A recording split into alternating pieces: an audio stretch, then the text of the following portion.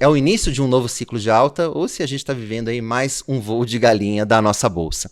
Mas para começar, antes de falar do futuro, Cláudio, eu queria te perguntar o que afinal levou o Ibovespa a atingir as máximas históricas, se a gente pensar que não estamos vivendo um momento tão propício assim para renda variável, se a gente pensar que temos também a taxa básica de juros nas suas máximas em quase 2 décadas. O que explica esse bom momento da Bolsa na tua visão?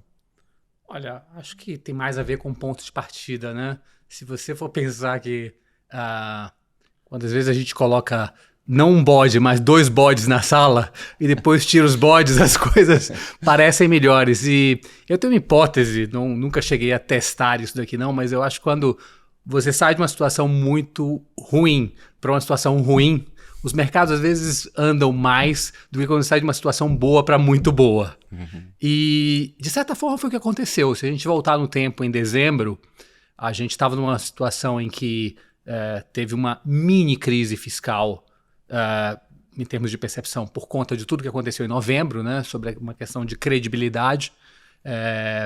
E também foi quando a gente teve talvez o ponto máximo ali do Trump Trade no cenário internacional, onde o dólar globalmente estava muito forte e as taxas de juros estavam começando a subir.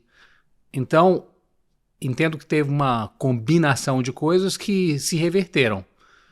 No âmbito doméstico, apesar dos juros estarem nas máximas, lembre-se que o estava implícito em dezembro é que eles iriam subir mais ainda. A curva já tinha mais de 16 naquele momento.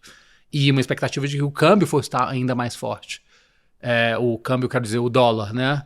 E lá fora também o Trump Trade se reverteu.